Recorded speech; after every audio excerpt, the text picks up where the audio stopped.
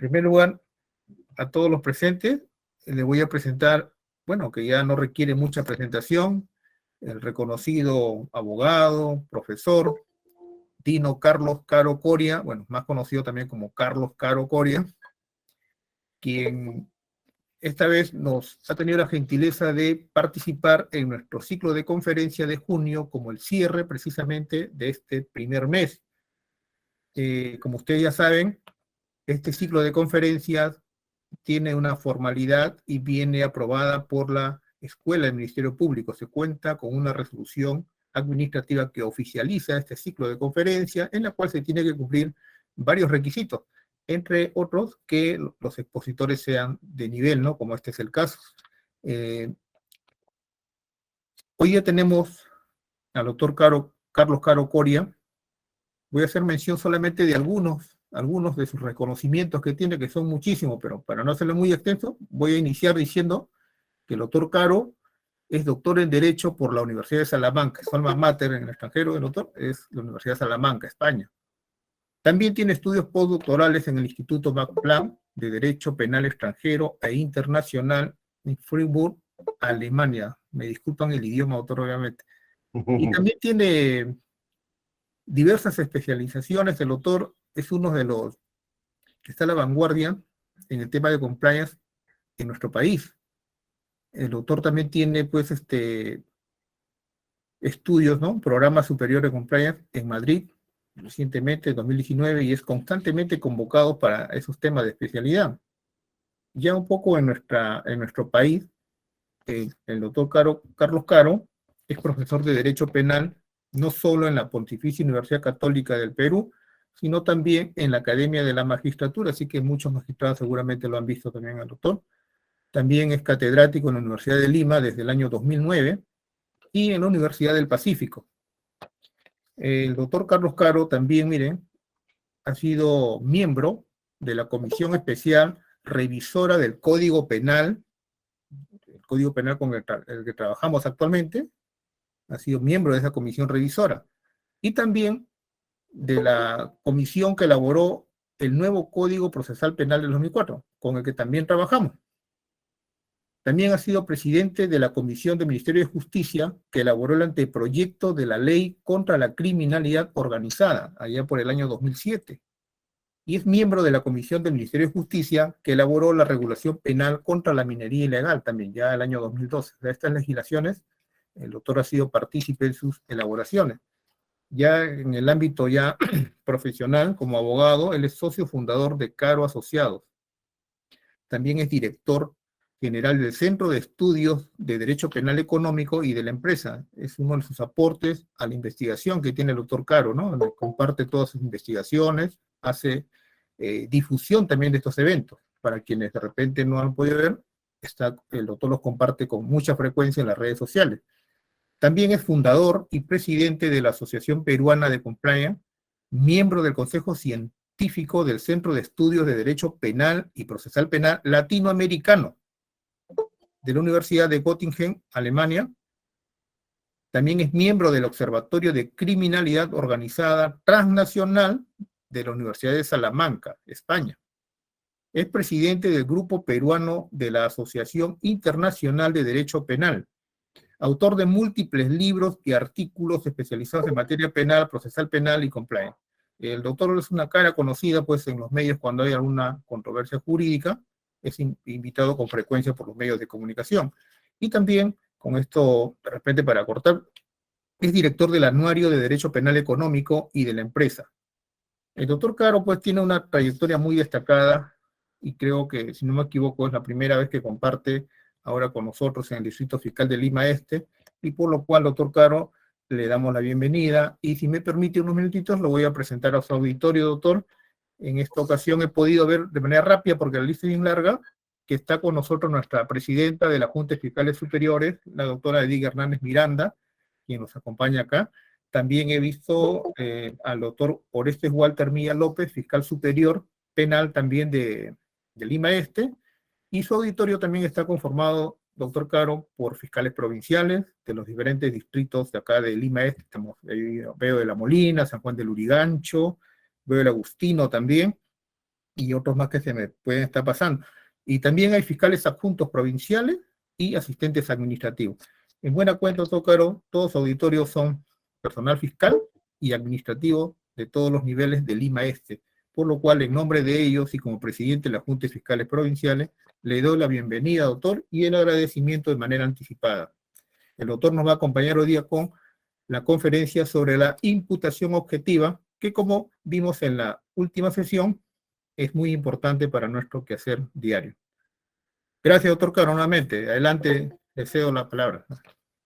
Bien, muchísimas gracias por la invitación. Mi saludo a los colegas, señores fiscales del Ministerio Público de Lima Este, en especial a mi querido colega y amigo, el doctor César Daga, por la invitación que me ha hecho para acompañarlos en esta ocasión, hablando sobre un tema que sigue siendo trascendente, un tema que sigue generando polémica y un tema que abre nuevas fronteras, digamos, no solamente para la investigación penal, sino también para la práctica, ¿no? Porque acá los que estamos en el día a día resolviendo procesos, resolviendo casos, decidiendo formalizaciones de preparatorias, acusaciones o, de ser el caso, archivamientos, ¿no? Entonces, el tema de la imputación objetiva es un tema actual, es un tema actual. Voy a compartir una presentación con algunas notas ahí para poderla seguir. ¿Me pueden confirmar si la ven? ¿Sí la pueden ver? Sí se ve, doctor. Miren, lo primero que hay que decir, porque no voy a hacer toda una explicación sobre lo que es la imputación objetiva, es algo que seguramente ya se maneja y ya se conoce en términos generales, pero hagamos un recordatorio, ¿no? La imputación objetiva es algo que aparece en la doctrina nacional bien avanzado en los años 90, ¿no? Antes de los 90 seguíamos bajo, digamos, la forma de explicación causalista o causal. La relación de causalidad era, digamos, uno de los fundamentos para la imputación del tipo objetivo, y no es sino a partir de los 90 en que vemos en la doctrina nacional la expansión de este correctivo de la tipicidad o esta forma de interpretar la tipicidad penal a través de, digamos, la imputación conforme a criterios de riesgo, ¿no? Y es esto que aparece entonces en los primeros libros, me acuerdo las lecciones de Derecho Penal del profesor Villavicencio Terreros, que en paz descanse, que luego es ampliado y constituido con más detalle en su Código Penal comentado.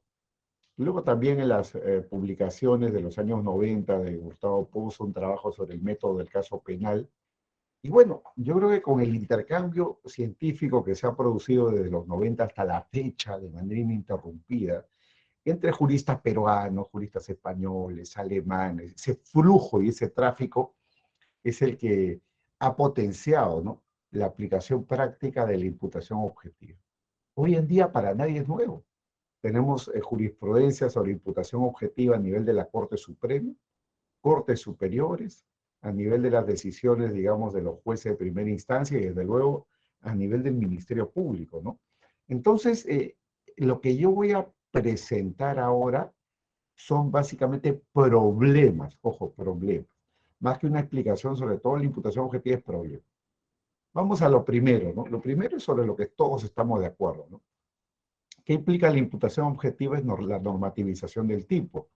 La imputación objetiva es un filtro jurídico penal, delimita o acota la tipicidad. Es decir, la imputación objetiva no sirve para ampliar los tipos penales, sino sirve más bien para reducir el ámbito o el espacio que comprende las conductas descritas en un tipo penal. Dicho de otra manera, la imputación objetiva, para decirlo en sencillo, es un método de interpretación restrictiva o restringida. No sirve para ampliar la tipicidad, sino sirve para acotarla o reducirla. No tiene una regulación expresa. Yo me acuerdo una vez, alguien decía, un juez decía, ¿no? ¿Dónde está, en qué artículo está la imputación objetiva? No, no está en ningún artículo y no va a estar tampoco. Como en ningún artículo están los métodos de interpretación, ¿no? Semántico, sistemático, teológico, comparativo, el método histórico, eso no está en ningún lado. Esas son, digamos, reglas, fundamentos supralegales que nosotros vamos a aplicar. El Código Penal no es un manual. de derecho penal. Por lo tanto, el Código Penal no tiene que definir la causalidad, el Código Penal no debe definir el dolo, y desde luego el Código Penal tampoco debe definir lo que es imputación objetiva. La imputación objetiva no tiene una regulación expresa porque es un principio supralegal. Es un principio supralegal fundado en muchas razones, ¿no? Por ejemplo, la división del trabajo, si vamos a hablar del principio de confianza, la base del principio de confianza, que es una causa de ausencia de imputación objetiva, la causa, digamos, el fundamento es la división del trabajo. Y si estamos hablando, por ejemplo, de la prohibición de regreso, estamos hablando básicamente de lo que son ámbitos de competencia, ¿no? Entonces, criterios de esta naturaleza son criterios que están, digamos, en el funcionamiento de la sociedad, ¿no? Entonces, lo que hace la imputación objetiva es recoger estos criterios, sistematizarlos y utilizarlos en pro de lo que ya he dicho acá, es una interpretación restringida. Con la imputación objetiva se abandona las teorías descriptivas del delito, ¿no? Ya el delito no se puede explicar causalmente, el delito no se puede explicar desde el punto de vista finalístico, sino el delito se explica desde una perspectiva puramente normativa. La imputación objetiva, consecuentemente, nos conlleva a una normativización del tipo penal y desde luego calza perfectamente con una teoría de la imputación normativista, ¿no? Y sobre eso vamos a hablar dentro de un momento, porque los dos modelos más conocidos de imputación objetiva, no es que hayan solo estos dos, pero los más conocidos son los del profesor Roxy y los del profesor Jacobs, ¿no? El profesor Roxy expone la teoría de la imputación objetiva desde fines de los años, desde fines de los años 50, principios de los años 60, y la verdad que cuando lo expone, lo explica y plantea, digamos, digamos, su aplicación propia para el derecho penal, lo que el profesor Roxin en buena cuenta estaba haciendo era utilizar los criterios que habían sido postulados para el derecho civil. La imputación objetiva en Alemania nace desde la perspectiva o en el ámbito del derecho civil, no nace en el ámbito del derecho penal. Decía el profesor Jacobs en una conferencia, ¿no? Que hay veces cuando él leía sobre imputación objetiva en un libro, en un manual de derecho civil, pensaba que estaba leyendo a la vez un libro de derecho penal. ¿Por qué? Porque la imputación objetiva es un criterio también de atribución de responsabilidad civil, contractual, extracontractual, etc. Entonces, bajo esa lógica, que no es causalista, sino normativista, es que en el caso del profesor Yaco se le hace un desarrollo propiamente funcionalista, ¿no? Pero Rosin en buena cuenta lo que hace es desempolvar criterios de imputación que emanan del derecho civil y muy tempranamente desde los años 20, los años 30, ¿no? Lo sistematiza para efectos del derecho penal, con lo que significa básicamente dos estamentos, ¿no? Imputación de la conducta e imputación del resultado. Por eso es que la teoría de Rosin es la teoría de la imputación del resultado, imputación objetiva del resultado. Entonces, de lo que se trata es de saber si es que una conducta ha superado el riesgo permitido y si esa conducta se ha realizado en el resultado, ¿no? Y es a raíz de ello donde el propio Roxin expone una sistemática, ¿no?, sobre las causales de ausencia de imputación objetiva. Entonces, por ejemplo, ¿no?, para Roxin no hay imputación objetiva en aquellos casos en los que el sujeto realice una conducta jurídicamente irrelevante, ¿no? Por ejemplo, ¿no?, el comprar muchos tickets de avión para que alguien se muera, su ejemplo, el laboratorio, ¿no? O por ejemplo, mandar a alguien de paseo al bosque para ver si le cae un rayo y lo mata. Bueno, esas son conductas que desde el punto de vista jurídico, en la medida que tú no controlas el riesgo o el peligro, y está dentro, digamos, del riesgo normal o habitual, eso no demanda o no devenga responsabilidades de naturaleza penal. O por ejemplo, ¿no?, si hay un producto para desinfectar unos insumos en una fábrica y la persona que fallece o se lesiona no ha sido lesionada por algo que tenga que ver con ese producto o esa desinfección, entonces por más de que se haya infringido el riesgo permitido, por más de que la empresa o las personas que trabajan con estos insumos no hayan aplicado el desinfectante, si la persona muere o la víctima sufre lesiones por otro motivo, Ese sería un caso en el cual el riesgo no se ha realizado en el resultado. Y así podemos poner muchos ejemplos, ¿no? Del ámbito vehicular, podríamos elevarnos al ámbito del derecho penal de la empresa, etcétera, etcétera. Pero ese planteamiento Roxin, el más conocido, el más difundido, llamémoslo así, el más popularizado, y desde luego muy seguido a nivel de las Cortes Superiores y de la propia Corte Suprema. El planteamiento de Jacobs en los resultados o en la práctica no cambia tanto, cambian los fundamentos, ¿no? El profesor Jacobs tiene una aproximación al derecho penal propia de la teoría y los sistemas, y desde esa perspectiva, la imputación objetiva se basa fundamentalmente en el concepto de rol, ¿no? La imputación objetiva acaece, se da, cuando existe una defraudación del rol normativamente delimitado, ¿no? El rol de funcionario público, el rol de padre de familia, el rol de taxista, el rol de abogado, el rol de contador, el rol de un fiscal o el de un juez, el de un profesional en general. Entonces, según tu ámbito de competencia, que emana del rol, desde luego, es que se te puede atribuir o no responsabilidades de naturaleza penal. Entonces, el profesor Jacobs enuncia los 4 casos donde no hay imputación objetiva. ¿Cuáles son esos 4 casos? Bueno, muy conocidos a nivel de la doctrina, a nivel de la jurisprudencia ya. Son los casos de riesgo permitido, los casos de imputación a la víctima. En tercer lugar, los casos de conductas neutrales o habituales, es decir, el tema de la prohibición de regreso. Y finalmente el principio de confianza, ¿no? Son los 4 casos de ausencia de imputación objetiva. Y desde la perspectiva de Jacobs, de lo que se trata es de imputar la conducta. Es decir, el profesor Jacobs no tiene un sistema creado en virtud de la imputación de resultados, sino en virtud de lo que es la imputación de conductas peligrosas.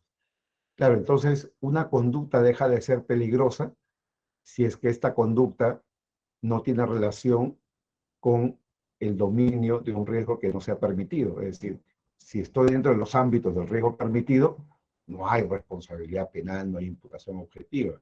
Si yo actúo bajo el principio de confianza porque no tengo que revisar o hacerme cargo del trabajo de otro, entonces no tengo responsabilidad penal porque he actuado bajo el principio de confianza. Lo mismo, ¿no? Si mi conducta se ha limitado a ser una conducta neutral, habitual, propia, digamos, del rol, eso no devenga responsabilidad penal, ¿no? Y lo mismo si la competencia frente al riesgo era de la víctima. Los casos de imputación a la víctima, los casos de autopuesta o heteropuesta en peligro. Entonces, sobre ese tema no mencionaré más, porque a partir de ahora quiero más bien hablar de los problemas, ¿no? Quiero hablar de los problemas. Partiendo entonces de que esto se entiende o se conoce, partiendo de que estamos hablando de un lenguaje más o menos parecido, común, que todos entendemos y sabemos en cierto modo qué es la imputación objetiva y estos 2 modelos, el de Jacob y el de Rosin, tomando ese punto de partida, presumiendo ello, voy a entrar a los problemas. Primer problema, ¿no? Lo objetivo y lo subjetivo de la imputación objetiva. Esto ya fue anunciado como problema hace muchos años por el profesor Cancio Meliano, pero es un problema actual, es un problema vigente, ¿no? ¿Cómo establecer límites entre la parte objetiva y la parte subjetiva a nivel de la imputación objetiva? Ejemplo, ¿no? Ejemplo, en el principio de confianza, ¿no? Muchos seguimos pensando o seguimos creyendo que el principio de confianza tiene que ver con el conocimiento, ¿no? La enfermera que inocula una sustancia al paciente, muy bien, porque el médico se lo pidió o el médico se lo ordenó. La enfermera que inocula sangre contaminada a un paciente, sangre que viene del banco de sangre. Claro, en esos 2 casos, la aproximación general siempre ha sido, o habitual siempre ha sido, pero la enfermera no sabía. La enfermera no sabía que inoculaba veneno, o la enfermera no sabía que la sangre estaba contaminada, ¿no? Lo mismo, ¿no? Lo mismo en el ámbito, por ejemplo, de la contratación pública, ¿no? Un documento viene visado del área legal, ¿no? Bueno, el que tiene que firmar, el representante o el apoderado, puede confiar en que ese documento visado por el gerente legal o asesor legal de la empresa o asesor legal de la entidad pública, pues ya está revisado de acuerdo a ley. Ya está revisado de acuerdo a ley. O, por ejemplo, una persona compra un bien contando con un informe técnico de un asesor en temas inmobiliarios en torno al saneamiento del bien. Le dice, acá están las fichas registrales, las ha revisado, no hay hipotecas, no hay cargas, no hay nada, ¿no? Firmo y sucede que estoy vinculándome con una compraventa de bien ajeno, un estelionato. Claro, pero no era de mi competencia revisar el trabajo ajeno. Este es un problema objetivo o subjetivo. Podemos decir que es subjetivo porque no hay dolo, la enfermera no tiene dolo con la sangre contaminada o con la sustancia que en verdad resulta ser veneno. Lo mismo, ¿no? El representante de la empresa o la entidad pública que firma un contrato que es fraudulento, pero que contaba con la revisión legal de parte del abogado respectivo, él firmaba creyendo lealmente, creyendo firmemente de que firmaba un contrato que era perfectamente lícito, pero no era así, porque él desconocía que había un vicio oculto, porque eso es algo que debió haberlo revisado y debió haberlo advertido el abogado. Esto no es un problema subjetivo. Esto no se debería de resolver como un problema subjetivo, sino como un problema objetivo. Acá no se trata de preguntarnos si la enfermera sabía o no sabía. No se trata de preguntarnos si el representante que firma sabía o no sabía. Esa pregunta del conocer o no conocer, saber o no saber, es una pregunta posterior en la sistemática del delito, de la teoría del delito. Porque la teoría del delito, como todos sabemos, es como una suerte de gradas de una escalera, ¿no? Yo no puedo empezar analizando la culpabilidad sin antes haber agotado el examen de la tipicidad. Lo mismo acá. No es posible preguntarnos sobre si conocía o no conocía si primero no hemos advertido que hay tipicidad objetiva, porque saber si conocía o no conocía es una problemática del tipo subjetivo. Yo no voy a analizar el tipo subjetivo sin haber agotado afirmativamente que hay tipicidad objetiva.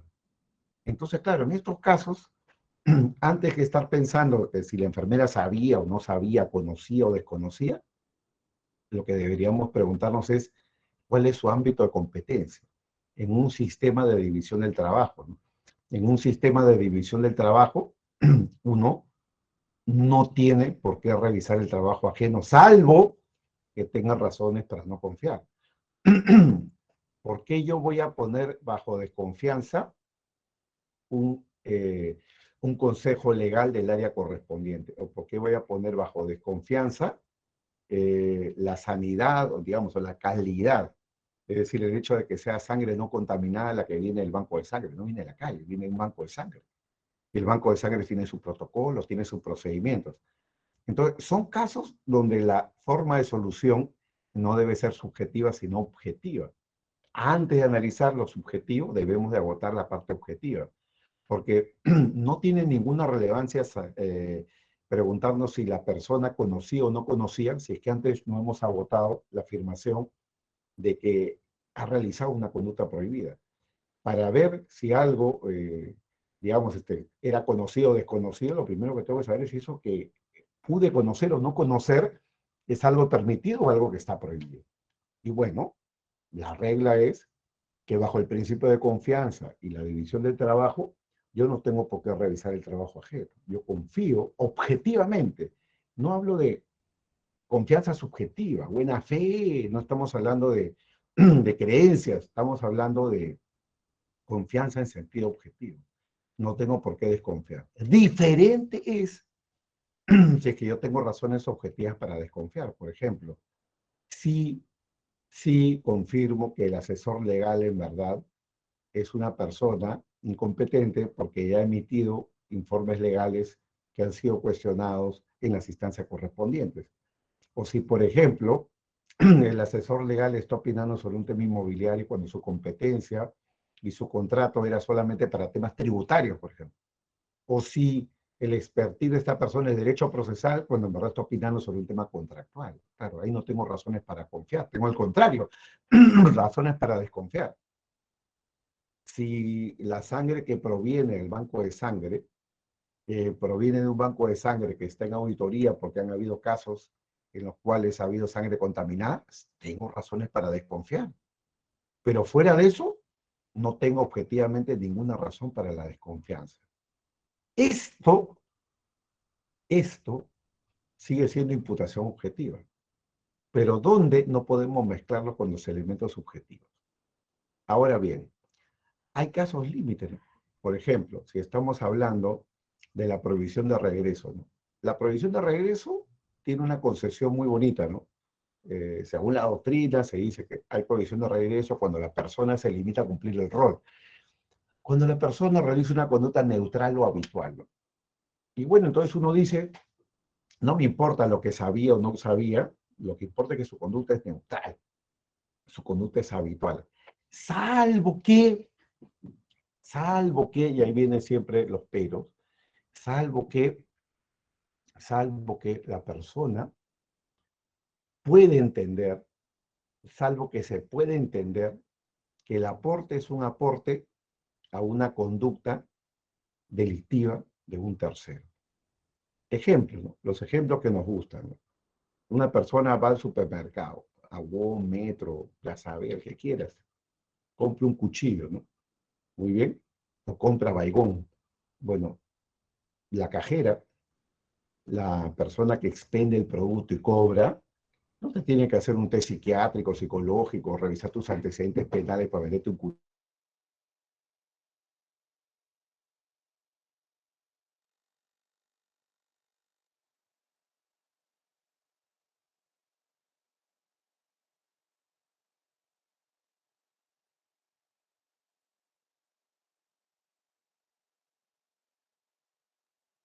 Requieren, digamos, todo un procedimiento, ¿no? Estamos hablando de un arma que en verdad, en principio, todos confiamos en que lo vamos a usar para cocinar. Me refiero al cuchillo. O si estamos hablando de baigón, un desinfectante, para la finalidad que corresponda, ¿no? Limpieza, desinfección, etcétera. Ahí está pensando de que el baigón lo van a usar para prepararle comida a alguien y envenenarlo. Seguramente no. Y no forma parte de los deberes de custodia de la vendedora, de la cajera o del supermercado, evaluar, analizar y confirmar qué va a hacer el cliente con eso, ¿no? Claro, hasta ahí todos, claro, ¿no? Conducta neutral o habitual, ¿no? Pero los problemas surgen en esos casos de excepción en los que el sujeto puede reconocer que su aporte es un aporte al hecho criminal ajeno. Ejemplo, ¿no? El ejemplo del ferretero. El ferretero vende también cuchillos. Una persona que ha peleado en la calle entra ensangrentado a la ferretería y le dice al ferretero, véndeme un cuchillo, y el ferretero además ha escuchado que esta persona ha amenazado a alguien en la calle que lo va a matar. El ferretero le vende el cuchillo por 10 soles, el cliente coge el cuchillo y se lo clava a la persona que está en la calle.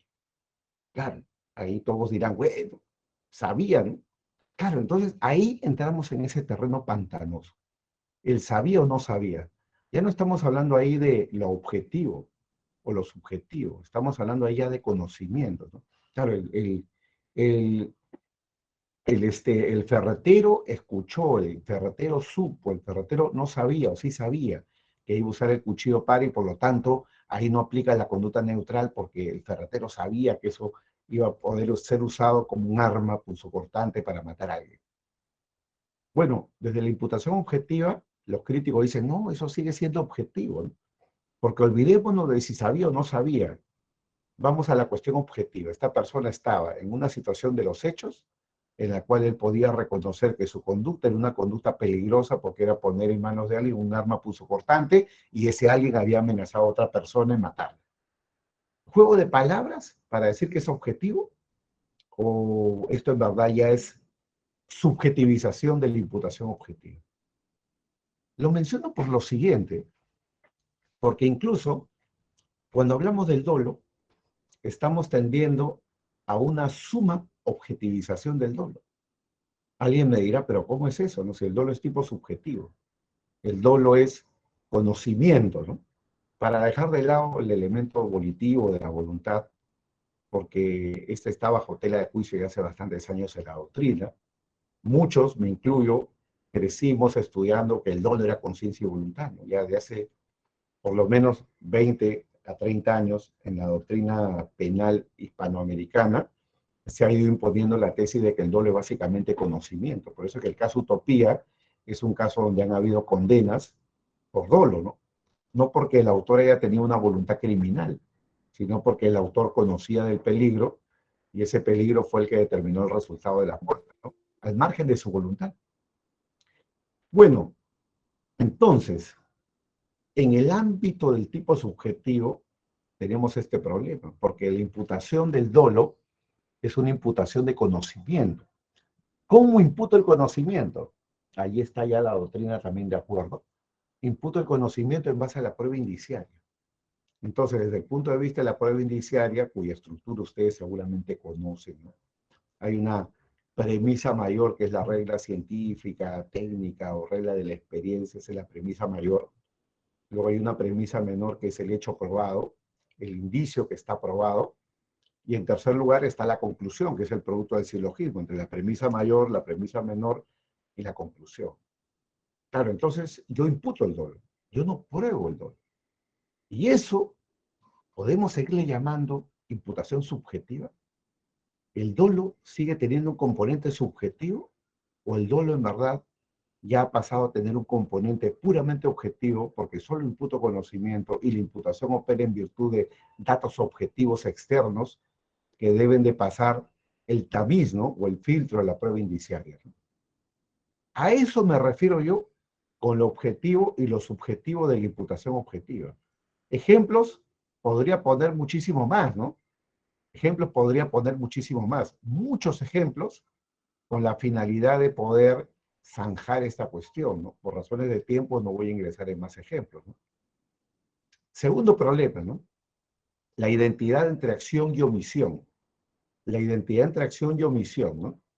Hoy en día ya no es un secreto que los delitos pueden ser cometidos por acción o por omisión, y acá viene la parte de lo que no es secreto, de que en la doctrina existen planteamientos sobre la identidad estructural entre la acción y la omisión. Claro, podemos seguir distinguiendo normativamente la acción y la omisión, porque en la acción yo infrinjo, en la comisión yo infrinjo una prohibición, ¿no? No matar, no robar, muy bien, no pecular. En cambio, en los delitos de omisión, yo infrinjo un mandato, ¿no? Un deber de mandato, un deber que me manda a hacer algo, ¿no? Muy bien, si tú eres salvavidas en la piscina, tienes que socorrer. Si tú eres funcionario público y estás a cargo del control del pliego, no puedes dejar que un tercero o los funcionarios que trabajan contigo se apropien del patrimonio del Estado. Por eso existe el peculado por omisión. Yo no me llevo el dinero del Estado, no me apropio de los bienes, pero permito que otro se lo lleve. Claro, la pregunta es si esta distinción entre acción y omisión sigue siendo en verdad una distinción realmente útil en estos tiempos, ¿no? Y sigue siendo realmente una distinción de fondo, o en verdad hay una, digamos, estructura común entre la acción y la omisión, porque en ambos existe, ¿qué cosa? En ambos existe aumento del riesgo. En ambos existe la creación de un riesgo no permitido, que si fue por acción o si fue por omisión, es algo, digamos, que no está trascendente desde el punto de vista de lo que es la estructura del tipo. En ambos existe la creación de un riesgo no permitido. Muy bien, puedo cometer peculado por acción porque yo me apropio de los bienes del Estado, o puedo cometer peculado por omisión porque permito que otro lo haga, o tolero que otro lo haga. Tengo la quiesencia, ¿no?, de que otro lo haga. ¿Qué pasa? Si especialmente en los llamados delitos de infracción de deber, el delito se puede cometer por igual, tanto por acción como por omisión, ¿no? Entonces, allá hay un problema. Allá hay un problema planteado para efectos de la discusión en términos de imputación objetiva. Y hemos hablado también de la identidad del injusto, ¿no?, entre el delito doloso y culposo, ¿no? ¿Hasta dónde realmente podemos defender una diferencia marcada entre lo que es el injusto, doloso y culposo? Lo cual tiene una proyección práctica, ¿no? Los delitos culposos tienen menos pena, ¿no? Un delito de homicidio doloso puede tener pena de hasta 20 años, por ejemplo, un tipo simple, ¿no? Y si hablamos de culpa, estamos hablando de penas que están por debajo de los 5 años, ¿no? Es decir, la distinción práctica es absoluta. Y es más, si un delito es culposo y no está tipificado, no es delito. Si una infracción es culposa, perdón, y no está tipificada, no es delito, porque la culpa tiene que estar expresamente tipificada, se rige por la regla de los números clausus, ¿no? ¿Hasta qué punto el injusto, el delito doloso y el delito inculposo es exactamente el mismo? ¿Y hasta qué punto, conforme a estos criterios de imputación del conocimiento, es posible distinguir claramente lo que es una infracción culposa de una infracción dolosa? Si el dolo es conocimiento y el dolo es conocimiento del peligro, ¿qué es la culpa? La culpa puede ser equiparada a un nivel de conocimiento o desconocimiento, lo que puede significar peligro abstracto. Y la culpa, por ejemplo, el dolo, perdón, puede ser equiparado a lo que es un nivel de conocimiento del peligro concreto. Es decir, cuando el peligro solamente está a nivel abstracto y tú lo llegaste a conocer, culpa consciente, o no lo conociste, culpa inconsciente, entonces podríamos predicar culpa. Y si acaso el peligro era un peligro real, era un peligro de resultado, es decir, un peligro concreto, podemos nosotros predicar que ese es un caso de conocimiento a nivel de dolo. Son puntos para la discusión y que tienen, como decía hace un momento, una enorme trascendencia práctica. La participación delictiva, otro ámbito de discusión. La participación delictiva, ¿por qué? Porque en la participación delictiva nos vamos a encontrar con los casos que ven los fiscales todos los días, ¿no? Organizaciones criminales, grupos de personas que actúan de forma circunstancial, en conjunto, o de forma sistemática en conjunto, organización criminal versus lo que puede significar una banda o un concierto criminal ocasional, ¿no? ¿Cómo imputas tú ahí la responsabilidad penal, ¿no? Todos son creadores de la misma obra y todos son coautores, como en el planteamiento de Jacobs, o tenemos que hacer diferenciaciones según los niveles de intervención, cómplices, instigadores, según una teoría de la imputación objetiva fundada en roles. Si todos contribuyen a una obra, todos son responsables por igual en grado de coautoría. Es por eso que frente a las soluciones de la responsabilidad por autoría mediata, ¿no?, al interior de aparatos organizados de poder, mientras para el profesor Roxin eso es autoría mediata, para el profesor Jacobs, por ejemplo, eso es pura coautoría. Todos son coautores, ¿no? El de la cúspide, el del mando medio y el ejecutor, todos son coautores, porque todos han contribuido al mismo fin, que es la comisión del delito. En cambio, desde la perspectiva de Roxin, conforme a criterios de merecimiento de pena, hay que diferenciar autores y partícipes, o instigadores, ¿no? Incluso autores por omisión, sin ingresar en el ámbito, digamos, que no es diferenciador de considerar a todos como en el modelo de Jacobs coautores. Y he hablado también de los delitos de infracción de deber, ¿no?, como uno de los problemas que también cabe tomar en cuenta acá. Vamos a la siguiente. Jurisprudencia, ¿no? Muchos casos emblemáticos. Acá estoy poniendo casos viejos, ¿no? Casos viejos, pero que han sido icónicos, ¿no? El caso Roque en Río, que es un caso, en teoría, que podría calzar como un caso de imputación a la víctima, aunque en verdad yo creo que es un caso de principio de confianza. El caso de beber hasta la muerte, ¿no? Es un caso que refleja, bueno, Rock en Río, para los que no se acuerdan, es un festival que hubo en los años 90. Los asistentes empezaron a bailar sobre el puente colgante se rompió y algunos cayeron, tuvieron lesiones, muertes, ¿no? Bueno, entonces ahí la pregunta era si cabía responsabilizar al organizador del evento, ¿no? La jurisprudencia de la Corte Suprema determinó que no, en virtud del principio de imputación a la víctima. Y ahí está la crítica, por ejemplo, el colega Tarsi García, que considera que este caso podría calzar mejor como un caso más bien de principio de confianza, ¿no? Porque el organizador organizaba el evento bajo la confianza de que los asistentes iban a usar el puente para hacer lo que tienen que hacer, que es caminar, no para bailar o saltar sobre el puente que finalmente se desplomó, ¿no? Bueno, beber hasta la muerte, ¿no? Un grupo de personas beben juntas, una de ellas se queda ebria, muy bien, se queda en su casa durmiendo, en la madrugada, en algún momento se atraganta con el vómito y muere, ¿no? Es el deber de los otros bebedores hacerse cargo del riesgo, muy bien, de que esta persona pueda vomitar y asfixiarse y morir. Llegó el caso hasta la Corte Suprema. y llegó hasta la Corte Suprema para decir lo que tenía que decir, que acá no había, digamos, imputación objetiva, y los criterios de imputación eran claros, ¿no? O sea, acá la regla entre lo que es riesgo permitido no es una regla entre lo que es paternalismo versus libertad. Esto puede sonar un poco raro, ¿no? Pero es paternalismo versus libertad porque muy paternalistamente hablando, en un caso como este, yo diría, no, lo tienen que custodiar hasta el final. No se pueden ir hasta que no sepa que el compañero ya pasó todo riesgo de que se pueda atragantar y vomitar y atragantarse. Una regla más laxa, mucho más liberal, implicaría lo que pasó en el caso concreto. Es decir, acá no hay regla, no hay deberes, ¿no? Cada uno es responsable de su propio autocuidado, ¿no? El caso del taxista también es muy conocido, ¿no? Caso para el tribunal, para la Corte Suprema, que fue un caso de conducta neutral, habitual, ¿no? Es decir, prohibición de regreso. Para otros, un caso discutible, ¿no? Y hay un debate entre el colega Percy García y José Carollón, por escrito, ¿no? Trabajos escritos, avalando, criticando la sentencia, ¿no? Porque para Percy García, por ejemplo, el caso del taxista podía recaer en la excepción, es decir, el taxista podría haber reconocido si es que, si es que esta conducta, la de él, de transportar unos bienes, podía ser un aporte a un hecho criminal ajeno, que en este caso era un hurto, ¿no? O robo, hurto o robo. Entonces, ese era el punto de discusión, nuevamente el límite entre lo objetivo y lo subjetivo, ¿no?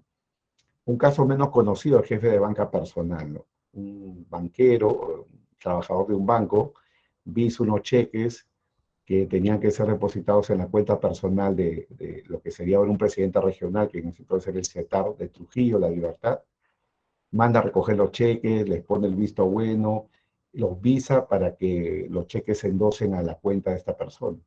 A todos los investigan y los procesan por enriquecimiento ilícito del funcionario, ¿no? La Corte Suprema lo absuelve vía una excepción de naturaleza de acción o improcedencia, ¿no? Fundada por conducta neutral. El jefe de banca personal se limitó a cumplir su rol, ¿no? No realizó un acto que podía entenderse que era un aporte a un hecho criminal ajeno. El caso de la comunidad cristiana Espíritu Santo para de sufrir, ¿no? Que ofrecen la salvación, ¿no? Compras, indulgencias, estafa. Llegó a la corte. Hubo, bajo el viejo código, incluso denuncia fiscal. Obviamente no hubo una autoapertura de instrucción. Son ejemplos de las cosas que hemos estado aquí mencionando, ¿no?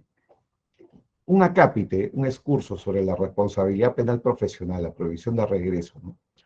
El caso Duani Pasos, el caso Eskenazi, el caso Aurelio Pastor y el caso Gallardo Arciniegas, todos tienen una lectura distinta.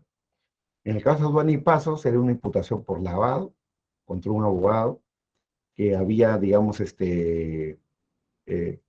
participado, ¿no? En la constitución y transferencia de unas acciones de un offshore y se le imputa responsabilidad por blanqueo, por lavado de activos. Un caso vinculado al ex alcalde de Coronel Portillo, ¿no? Luis Valdés Villacorta. Bueno, al final se dicta no al lugar a abrir instrucción porque el tribunal entiende que su conducta era neutral. Él simplemente constituyó el offshore, asumió la representación y sobre todo, ¿no? Cobró el honorario que estaba acorde al mercado, es decir, no cobró una suma exorbitante, sino había cobrado creo que $1.500, si mal no recuerdo, por aquel entonces. En el caso de que nace al contrario, dijo el tribunal que lo procesaba, ¿no? Eso estaba vinculado al caso de Coteva, Toledo, y hay un auto de apertura de instrucción del año 2016, viejo código, donde el tribunal, me refiero al juzgado, no acepta la tesis de la conducta neutral, ¿no? Considera que la conducta al contrario, es una conducta que sí podría, hablo potencialmente porque el caso no está resuelto totalmente, podría haber significado un aporte a un hecho criminal ajeno, lavado, ¿no?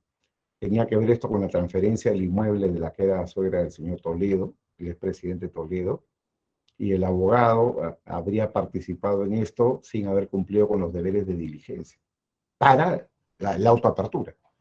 El caso Aurelio Pastor seguramente todos lo conocen, un caso que fue público, ¿no? Ahí la discusión era sobre el rol del abogado frente a lo que es la gestión de intereses o el lobby, ¿no? El tribunal no aceptó eso, ni en primera ni en segunda instancia. Lo aceptó finalmente la Corte Suprema y en parte puso límites a lo que debiera de significar el delito, digamos, el rol del abogado, frente a lo que es la gestión de intereses, que en este caso era ante un tribunal. Y en el caso Gallardo Arciniegas, es un caso también de blanqueo, la Corte lo absolvió a plenitud bajo el concepto del rol del abogado. El abogado se había limitado a cumplir su rol, nuevamente, ¿no? Su conducta, su trabajo había sido a título oneroso, había cobrado una tarifa, que era una tarifa que se estimaba de mercado, por lo tanto estaba dentro de su rol, ¿no? No son casos, por lo tanto, como los ejemplos que nos ponen, ¿no? A veces nos ponen educativamente los ejemplos. ¿Qué pasa si el abogado le pregunta sobre todas las formas que hay de lavar? Y el abogado hace un informe y luego el cliente se va y lo usa para cometer lavado. Bueno, los casos no son así de tontos, ¿no? Los casos son vivos, como los que he mencionado hace un momento y donde se ha delimitado el rol profesional. Incluso hay una, un acuerdo plenario en materia de lavado de activos. No me refiero a la plenaria casatoria, sino uno anterior, del año 2010, 2011, donde zanja, ¿no? Zanja a favor de que la conducta del abogado es una conducta neutral, con toda la discusión que eso puede traer sobre los límites de la neutralidad. En los delitos de cuello blanco, ¿no? Muchos ejemplos que podríamos poner de jurisprudencia, muchos ejemplos de jurisprudencia que podríamos poner en materia de lavado de activos, en materia de delitos tributarios, por ejemplo, en materia de delitos ambientales, ¿no? Está la casación 455-2017, o la casación 1113-2019 ICA, que es de este año, ¿no? Que es de febrero del 2022. En delitos contra la administración pública podemos encontrarnos también con casaciones importantes, ¿no? Como la 1446-2019 Piura, del año 2020, que aplica también la teoría de la conducta neutral o habitual, ¿no? La teoría de los roles, ¿no? En materia, digamos, de delitos contra la administración pública. No hay mucho tiempo, solo unos minutitos más para algunos comentarios finales. En lo que es responsabilidad penal de personas jurídicas igual, ¿no? La persona jurídica, conforme al 105 del Código Penal, lo ha dicho el Acuerdo Plenario 7/2009, y algunas casaciones, tienen fundamento en la peligrosidad de la persona jurídica, la peligrosidad de la cosa, ¿no? Y es decir, para aplicar la consecuencia accesoria del 105, que permitiría incluso disolver una persona jurídica en un proceso penal, previa condena o conjuntamente con la condena a un individuo, lo que se exige es probar es la peligrosidad objetiva. ¿Qué es peligrosidad objetiva? Imputación objetiva. Tenemos que probar que la persona jurídica es un instrumento peligroso. Ejemplo, ¿no? La empresa que contamina el ambiente le puede aplicar una medida preventiva, incluso una medida de esa del 313 del Código Penal, que son las medidas anticipadas, ¿no? O puede imponerle ya al final del juicio una medida como la suspensión de actividades, ¿no? Porque es un objeto peligroso, sigue contaminando el ambiente. Lo mismo ha pretendido la Fiscalía en algunos casos, por ejemplo, en el caso del Partido Nacionalista, caso Humala Heredia, que está en juicio oral, la Fiscalía ha planteado la disolución del partido, no en virtud del 105 del Código Penal, sino el 23 de la ley 3737, que es la ley de criminalidad organizada. Y lo mismo en el caso de Fuerza Popular, la Fiscalía ha solicitado que se imponga la disolución, ¿no? Si es que el caso llega a juicio oral, y hay juicio y sentencia, y hay condena, etcétera, ¿no?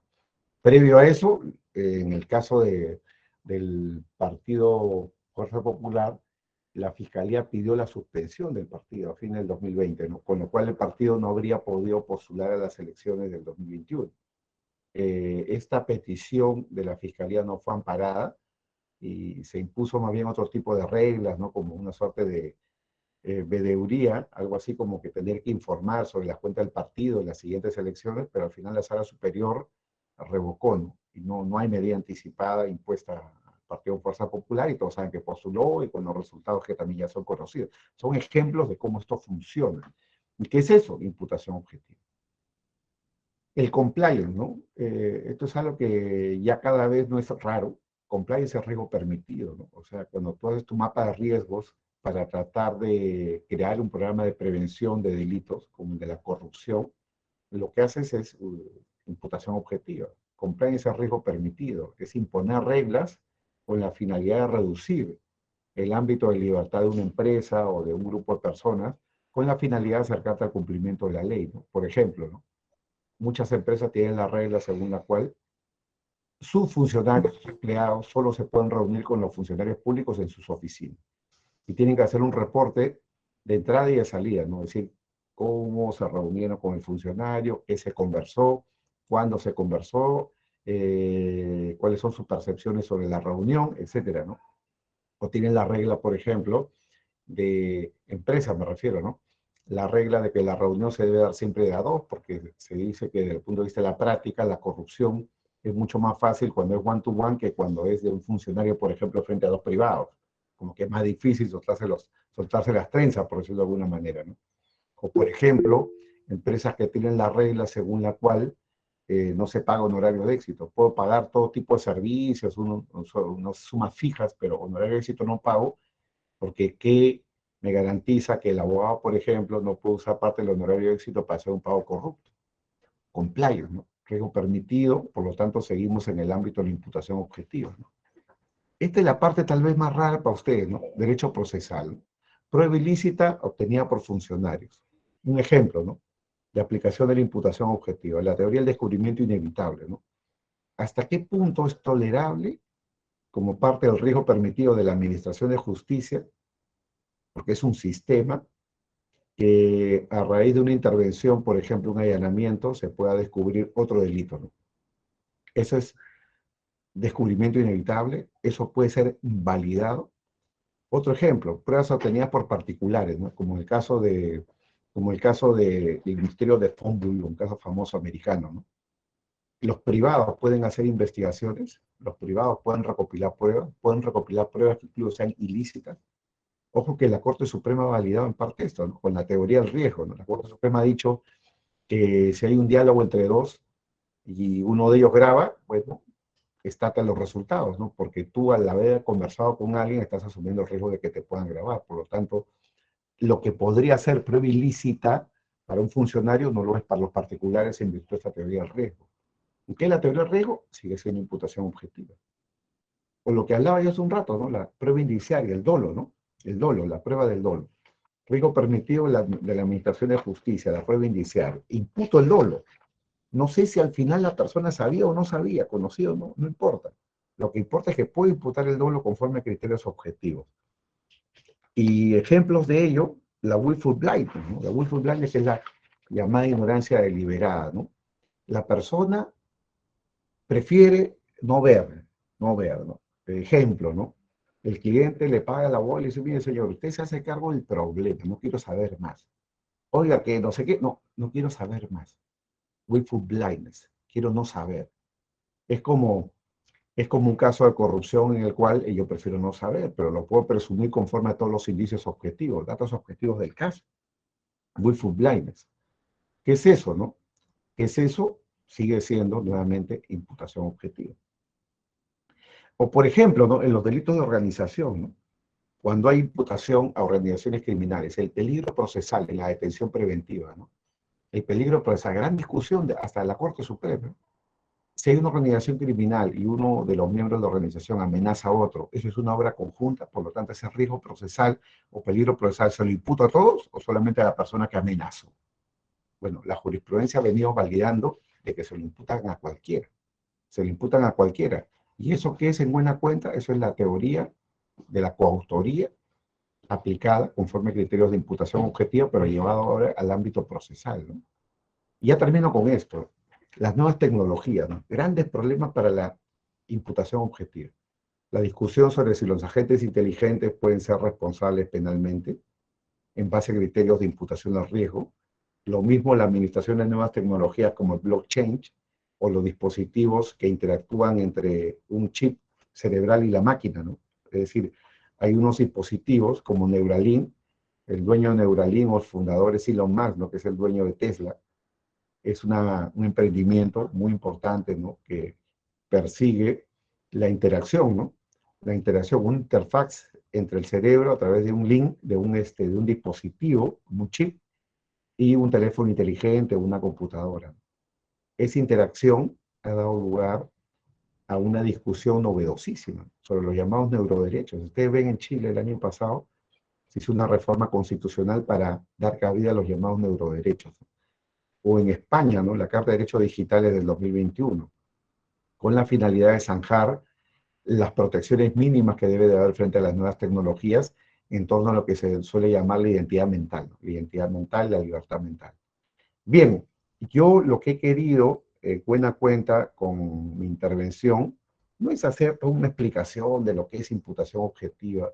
Yo lo que quería es plantear problemas para la discusión y espero que mi intervención haya ayudado a ello. Muchísimas gracias nuevamente por la invitación.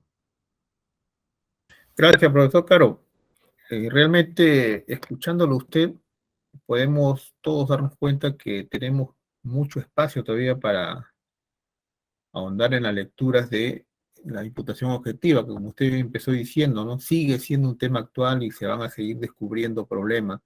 Eh, bueno, vamos a dar, profesor, un tiempo para que algunas personas puedan formular sus preguntas. Habían algunos que ya levantaban la mano antes. Bueno, podrían hacer las preguntas de forma directa y el doctor Caro tendría la amabilidad de responderlas seguramente ¿Cómo de no? manera directa. A ver, adelante, señores. También se puede formular por el chat. El doctor Luis Miguel Torres Bonifacio. Adelante, doctor Torres. Sí, buenas noches, doctor. Buenas noches, profesor Caro. Doctor, mi pregunta va dirigida, doctor, en dos partes y quizás fomentando el debate, estimado doctor.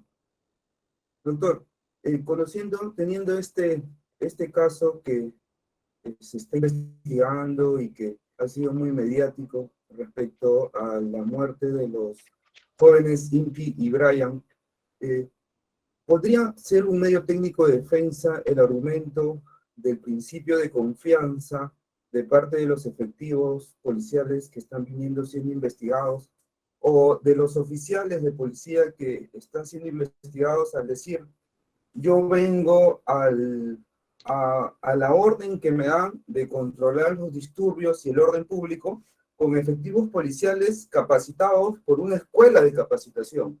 Yo confío en que aquellos efectivos saben usar armamentos represivos, saben usar armamentos no letales. En ese sentido, yo como oficial de policía, como general, comandante, coronel, comandante, teniente, jefe de grupo, yo tengo la confianza de que este personal sabe usar armamentos no letales. Y en ese sentido, mi personal no va a cometer un ilícito o matar o asesinar, como está siendo tipificado el delito, a dos jóvenes que han estado en unos disturbios. Y la segunda parte de mi pregunta, estimado profesor, sería, ¿cuál sería su opinión, ya nosotros, poniéndome como representante del Ministerio Público, como una falacia, citando a Manuel Atienza, que lo veo una línea bien delgada, estimado profesor, que podría caerse en una falacia a la autoridad cuando decimos que, citando al profesor Roxin y el caso que usted indicó, de que cuando podría ser sancionado cuando la sangre que venía del banco de sangre, la enfermera, a sabiendas que esta sangre, que este banco estaba siendo auditado, cito literalmente, o que este asesor legal podría ser cuestionado.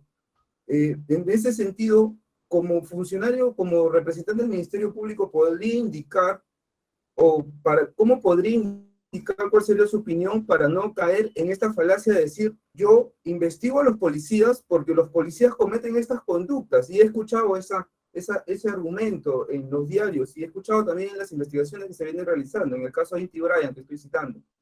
O yo investigo este caso porque los policías tienen estas conductas de repeler con canicas, de causar daño y de usar armas letales cuando debieron de usar armas no letales. Estimado profesor, esa sería mi consulta. Gracias por su atención. Perfecto. Muchas gracias, mira, por la pregunta. Y la verdad que como podemos advertir, el tema es harto polémico y te voy a dar mi punto de vista, ¿no? A ver, estamos hablando aquí de una muerte lamentable, un hecho lamentable sin duda, donde el derecho penal podría tener un grado de intervención, ¿no? Entonces, evidentemente, los primeros que están en la línea de respuesta penal son los que han participado directamente en el hecho, ¿no? Es decir, los policías que han intervenido ahí, ¿no? Ya no existe la riña tumultuaria, no existen delitos de organización, no existe el delito, digamos, de la Fuente Ovejuna, todos a una, la responsabilidad penal es personalísima e individual, ¿no? Acá ha habido un hecho, hay muertes, hay una causa de la muerte determinada a través de las pericias, la necropsia, autopsia correspondiente, y la pregunta es, ¿quiénes tenían el control del riesgo? Bien, entonces, evidentemente, como ya mencioné y adelanté, la primera fuente para controlar, el primer bastión para controlar el riesgo son los propios policías, ¿no? Que como tú dices, están capacitados, no son personas de la calle, no son personas que no tengan un entrenamiento, digamos, para este tipo de tratamiento de manifestaciones, etcétera, ¿no? Entonces, partir de una máxima, ¿no? Partir de una máxima, como decir, bueno, todos los policías son corruptos, o todos los policías pueden matar, o todos los policías son personas que pueden violar los derechos humanos, es partir de una máxima que va en contra del sistema jurídico. Las máximas de la experiencia nunca pueden sustituir al sistema jurídico. Las máximas de la experiencia sirven como fuente de derecho para el ámbito de la prueba indiciaria siempre y cuando no existe una regulación. Y acá no hay una regulación claramente que establece cuál es el rol del policía, cuáles son sus deberes, cuál es su formación. Entonces, no puedo partir yo de la máxima de la experiencia. Todos los policías son corruptos, todos los abogados son corruptos, todos los que están metidos en temas penales son corruptos. Porque mire, sorry que haga acá un excurso, ¿no? Pero para mí es especialmente chocante, por ejemplo, cuando con otros colegas, abogados me refiero, ¿no? Que está en el ámbito corporativo, tributario, no, la corrupción está en penal, dicen, la corrupción está en penal. Y, claro, y ven el área penal como un área especialmente corrupta, cuando lamentablemente todos sabemos de que la corrupción se puede ver evidentemente en procesos penales, como también en procesos civiles, contenciosos administrativos, procesos constitucionales, procesos seguidos ante las administraciones públicas, es decir, derecho regulatorio, sancionatorio. Entonces, no, la corrupción lamentablemente no es patrimonio de unos ni de otros, ¿no? Es un tema que lamentablemente nos lleva a tener que enfrentarle en todos los ámbitos. Volviendo sobre los policías. No se trata de crear un sesgo cognitivo. Es un sesgo cognitivo partir de la máxima de la experiencia, que todos los policías pueden violar los derechos humanos. Es partir de la regulación. Las máximas de la experiencia no sustituyen la regulación. Y desde el punto de vista regulatorio, yo puedo presumir y actuar bajo la confianza de que el policía está capacitado para hacer su trabajo. Porque para eso tiene una placa, para eso ha seguido la instrucción, para eso tiene un certificado, por algo tiene una función pública. Entonces, otra cosa es que, oye, se necesitaba tantos efectivos que ahora vamos a recurrir a efectivos que no tienen experiencia en esta cosa ni han sido formados para eso. Serenos, por ejemplo, y les entregamos armas no letales para el control de manifestaciones. Los serenos no están preparados para eso. No es su función. Pueden ellos hacer un control de temas de manifestaciones, pero en ámbitos muy reducidos, muy pequeños, si no invaden las competencias de la Policía Nacional. Entonces, para responder a tu pregunta, yo creo que el argumento del principio de confianza es el punto de partida, y en consecuencia, quien diga que la confianza no blinda, en este caso, desde la perspectiva de la imputación objetiva, tiene que probar. Y tiene que decir, oye, ¿por qué desconfío de, no? No sé, pongo ejemplos al aire, ¿no? Oye, no, porque había una cadena de WhatsApp de los policías, o de un grupo de policías que estaba ahí infiltrado, y ese grupo de policías habían chateado, entonces, mire, ¿sabe qué? Acá vamos a matar, por ejemplo, algo así, ¿no? Oye, y yo sabía de eso y no le hice caso, tenía razones para desconfiar, ¿no? O por ejemplo, ¿no? Que tenía la información o el dato de que un grupo de policías o un grupo de ellos ya habían tenido problemas yendo más allá de lo que la ley les permite para el uso de estas armas no letales, y en verdad querían usar armas letales. Yo lo sabía. Claro, entonces en ese tipo de casos puedo alegar la desconfianza. El principio ya no es el de confianza, sino el de la desconfianza, pero hay que probar eso, ¿no? Hay que probar eso. Es decir, mi punto de partida es la regulación, el Estado de Derecho, ¿no? Ese es mi punto de partida. Y para buscar la excepción, tengo que probar los motivos de la excepción. A eso me refería. Gracias. Gracias, profesor. Tenemos una pregunta ahora, bueno, alzó la mano Richard Wilfredo. Adelante, Richard. Gracias, doctor. Muchísimas gracias, doctor. Dino Caro Coria, muy buena la exposición. Mi pregunta es, estos criterios de imputación objetiva que nos ha explicado ahora, los problemas de los que se dan, ¿podría ser un problema también adicional a lo que usted ha planteado? Estos criterios de imputación objetivas se plantean más en una sociedad formalmente organizada, ¿no? Formalmente organizada. Pero aquí en nuestro país, teniendo diversas culturas, personas que vienen de la sierra, de la selva y de la misma costa, ¿podría ser exigible también este criterio de imputación objetiva para todos? Mira, desde mi punto de vista, sí, por lo siguiente, ¿no? Nosotros podemos discutir mucho sobre esto de la imputación objetiva, pero hay bastantes ámbitos que nos rodean donde la imputación objetiva prácticamente no tiene resistencia. Por ejemplo, delitos contra la administración pública, ¿no? Es un sector altamente regulado, ¿no? En el Ministerio Público, por ejemplo, ustedes tienen una gerencia, áreas de abastecimiento, trato de proveedores, es decir, ahí no se mueve un sol si no está regulado. Que tiene que ser cheque, que tiene que haber concurso, que excepcionalmente puede haber concurso directo, o digamos por contratación directa hasta 8 ITs, no sé cuál es el límite en el caso del Ministerio Público, muchas ITs hasta 8 ITs, se tiene que abrir la competencia para todos, bla, bla, bla, bla. Es decir, hay sectores altamente regulados como el de la contratación pública, o sectores altamente regulados como el ámbito tributario, altamente regulados como el tema bursátil, como el tema bancario, como el tema del lavado de activos, los sistemas de prevención. En aquellos ámbitos donde hay alta regulación, que podríamos denominar ámbitos altamente funcionalizados, seamos o no Alemania, tenemos una regulación. Ese es nuestro punto de partida para la imputación. O sea, ustedes, por ejemplo, como fiscales, si mañana ven un caso de un delito ambiental o delito laboral, ustedes no van a ir a la lógica de, oye, percibo a los accionistas, directores o gerentes. Aplicando reglas de imputación, uno va el manual de organización y funciones, ¿no? El ROF y el MOF, ¿no? ¿Quién era el encargado de la parte laboral, riesgos laborales? El directorio aprobó, ¿no? Aprobó las partidas para que la empresa implemente las reglas de prevención laboral o ambiental, por ejemplo. Claro, entonces uno empieza ahí a escarbar en función de criterios de organización, es decir, criterios funcionalizados, porque esto está regulado.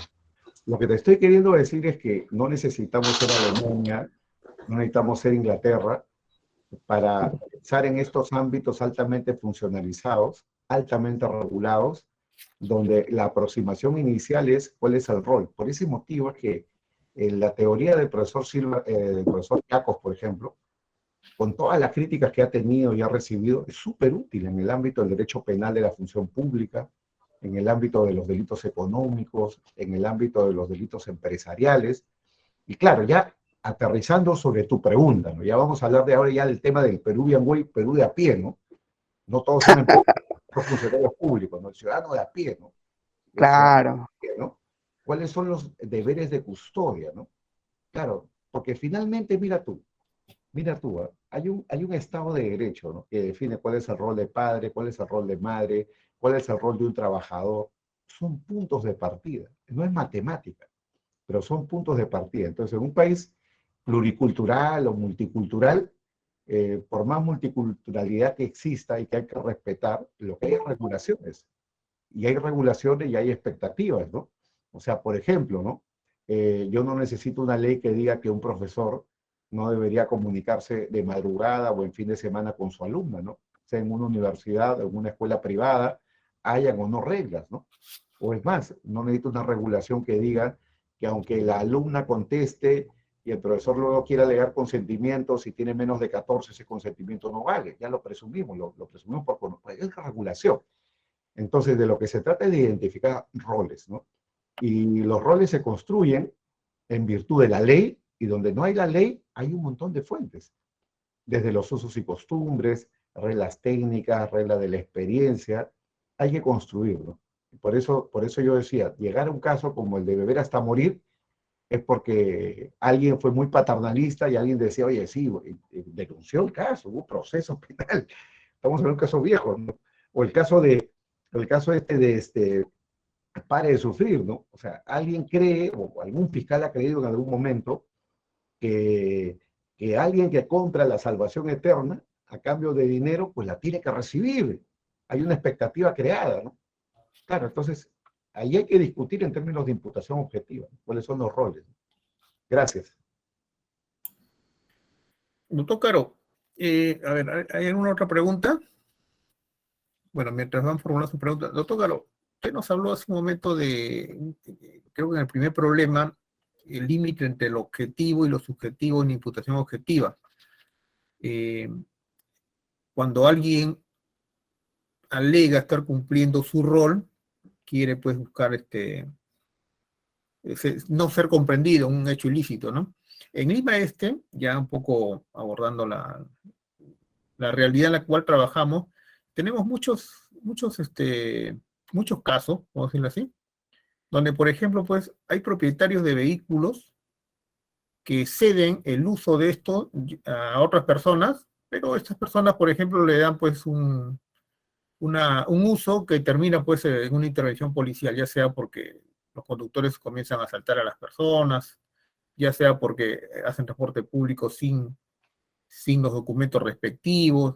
Entonces, usted mencionó, me parece algo de que, salvo que se demuestre que este hecho apoya a un hecho criminal ajeno, ¿cómo sería una manera de definir o de repente sentar la base para investigar a esta persona, como el propietario del vehículo, que no una vez, sino ya varias veces, pues cede sus mototaxis, sus vehículos para taxi, camiones de transporte, ¿no? Para que se cometan hechos ilícitos? A ver, por favor, profesor. Una pregunta para entender bien la situación. O sea, son como personas que compran un taxi o una mototaxi y las alquilan. Los alquilan.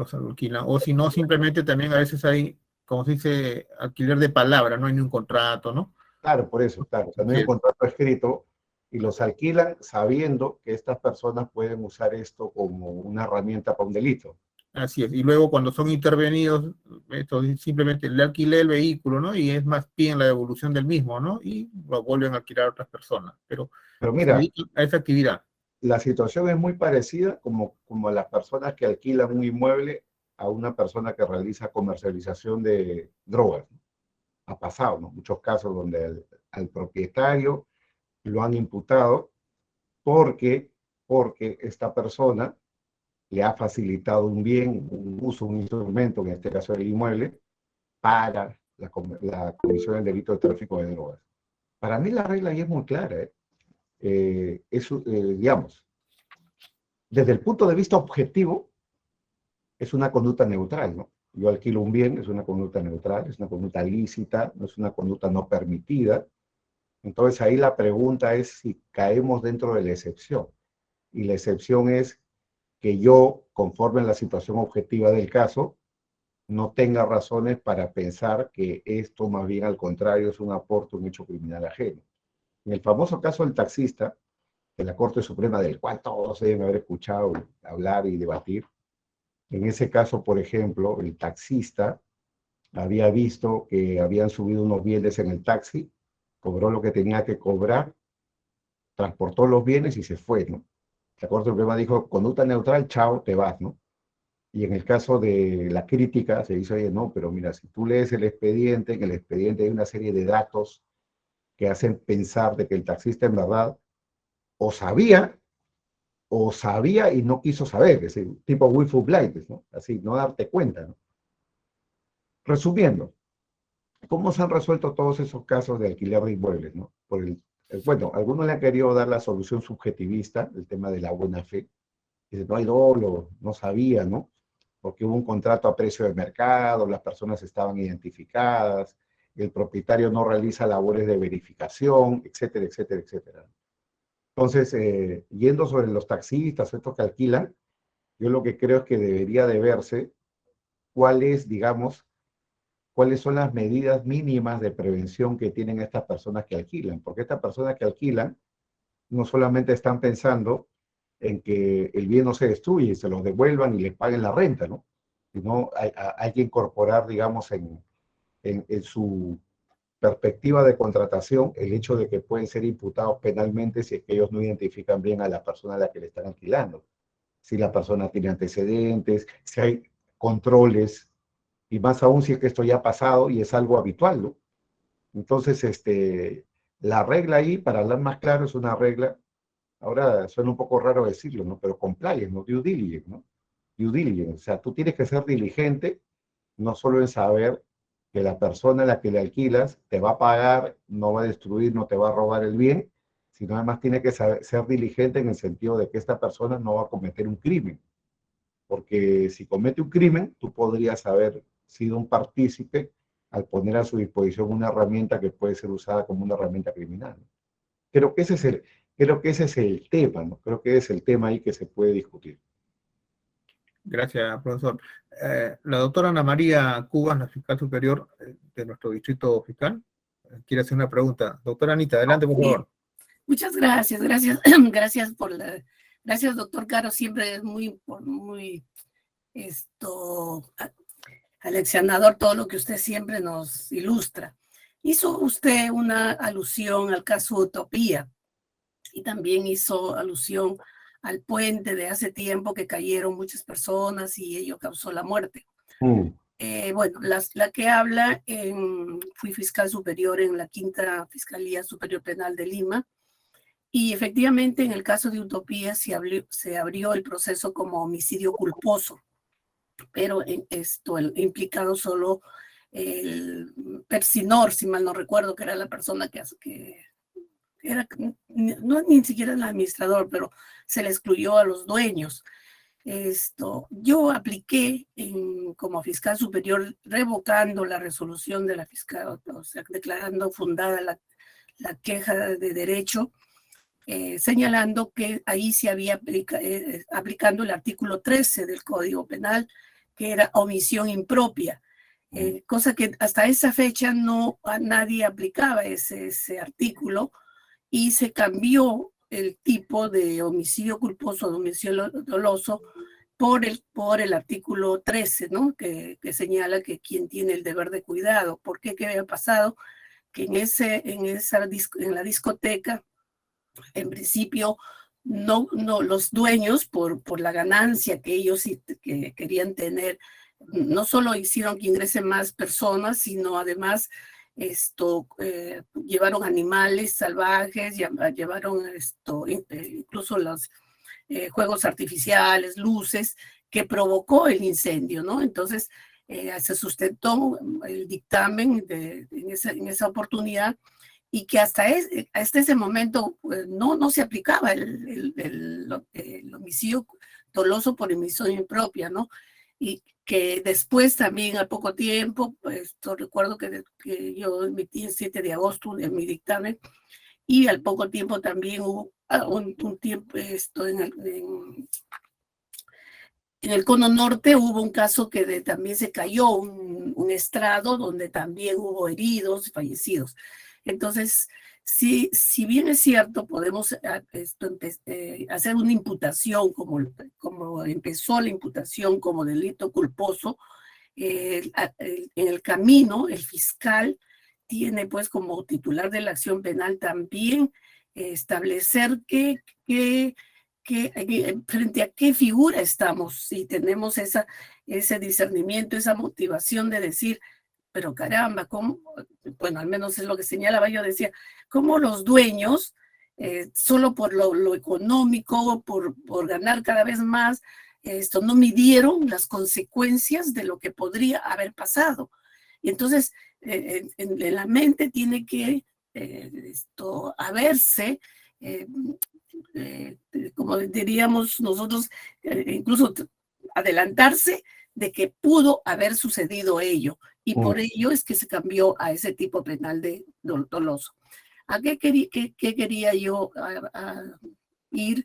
Es que los fiscales tenemos un rol muy importante desde el principio que nosotros tenemos un caso, ser muy cuidadosos en hacer nosotros calificar el hecho e imputar, ¿no? Porque esa es la base al cual nosotros vamos a seguir para llegar a nuestro objetivo. Entonces, sí quería agradecer que usted nos ha aclarado muchos puntos, que acá hay muchas personas que son muy jóvenes, que quién sabe no han escuchado el caso de Utopía, el caso del puente, de muchos casos, pero qué bueno que con estas charlas, y felicito a la comisión, a la presidenta de la Junta de Fiscales Superiores, y bueno, acá el doctor Daga, que ha tenido pues ese buen tino como presidente también de la Junta de Fiscales Provinciales, de invitarlo y que nos aclare, nos ilustre más, porque eso es lo que necesitamos, ¿no? Que con ejemplos nos den a nuestro trabajo, nos faciliten el ver la forma como nosotros vamos a trabajar, porque tenemos realmente una responsabilidad muy fuerte como titulares de la acción penal y ser muy cuidadosos en lo que nosotros vamos a imputar, porque aterrizando a Lima los delitos que mayor se ven, doctor, es robos agravados, hurto agravados, usurpaciones, y ni siquiera a veces esos casos los sabemos tipificar bien, ¿no? La estafa, por ejemplo, la estafa, hay casos de préstamos que muchas personas dicen me prestaron y después denuncian por apropiación ilícita, y los fiscales abrimos por apropiación ilícita cuando desde un principio pudimos, para evitarnos la sobrecarga que tenemos, discernir y ya calificar liminalmente qué caso sí pues tiene un final como para nosotros desplegar todas nuestras artes, nuestros conocimientos y lograr realmente a obtener una sentencia, porque ese es digamos, uno de nuestros roles, ¿no? Lograr que los casos en los cuales nos consideramos que sí existen los elementos y nosotros hacemos una imputación objetiva realmente, que va al final de tener una sentencia. Y si no es, desde un principio decir no es, no tener temor a archivar casos cuando no hay los elementos para ese tipo de delito. Y gracias, doctor, me atribuyen decir en nombre de todos los que estamos acá presentes, porque sí, es muy importante escucharlo. Muchas gracias, doctor. Gracias, doctor Traga, por la palabra. Gracias, doctora Anita. Doctor Caro, efectivamente, bueno, la doctora Ana María no sabía que estaba en el caso Utopía, mire, ya nos hemos enterado.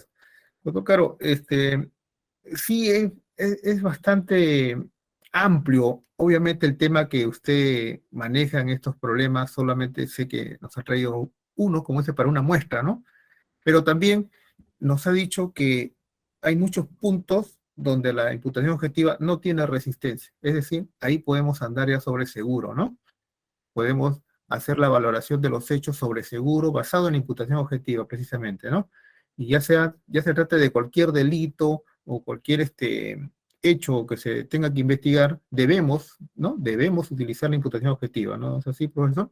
Mira, sin duda que sí, hay casos donde está clarísimo el hecho, ¿no? O sea, yo le arrancho un reloj a alguien o la billetera, eso es robo, ahí no hay mucho que discutir, ¿no? Pero en los casos, digamos, problemáticos, los criterios de imputación son esenciales, ¿no? Como en el caso Utopía que ha mencionado la doctora, caso súper interesante porque más allá de cualquier cosa, hay datos objetivos, ¿no? Sobre el tema de seguridad, la empresa no había implementado los aspersores, no estaban señalizadas las salidas, no tenían licencias, el material con el cual se había forrado la discoteca era tipo hule, ¿no? Y al final estas personas no murieron incendiados, todos murieron asfixiados justamente por ese material, entre otros ejemplos. Así es. Pero que quería, César, con tu venia, hacer un comentario adicional.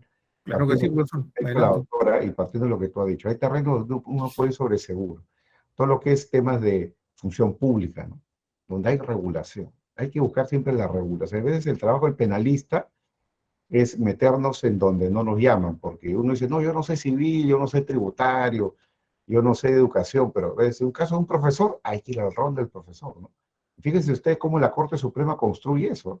Construye los casos en virtud de la regulación, códigos de ética, porque siempre hay algo escrito sobre... Mira, por ejemplo, para no ir muy lejos, ustedes que son fiscales y que pasan por proceso de ratificación, la Junta Nacional de Justicia, por ejemplo, ahí donde no hay regulación, aplica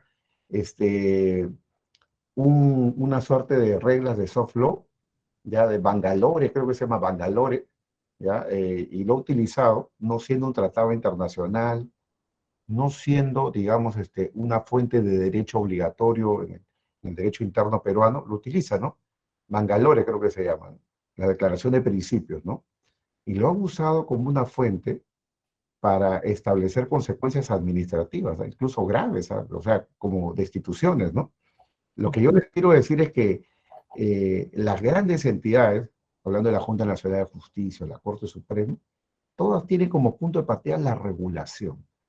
Y si no hay regulación, como siempre en la imputación objetiva, hay que construirlo en base a las reglas, ¿no? Reglas de soft law, declaraciones, principios, códigos de ética, usos, prácticas, recomendaciones. Eso es más seguro que nada. Eso es más seguro que al juez se le ocurra crear una regla donde no hay nada escrito, ¿no? Y lo otro, y tal vez eso ya para una conclusión, miren, esto de la imputación objetiva es algo que se puede usar en todas las instancias del proceso, ¿no? O sea, de hecho la Corte Suprema en algunas ocasiones ha dicho que en algunos casos esto requiere el contradictorio, es decir, juicio oral para saber cómo son los hechos, es decir, en la sentencia. Pero hay varias resoluciones de la Suprema que han declarado fundadas excepciones de improcedencia de acción en preparatoria por imputación objetiva. Lo que quiere decir entonces de que los fiscales lo pueden aplicar en los estadios más tempranos, ¿no? Es decir, yo sé que en Perú no existe la práctica del archivo in limine, la ley lo permite, ¿no?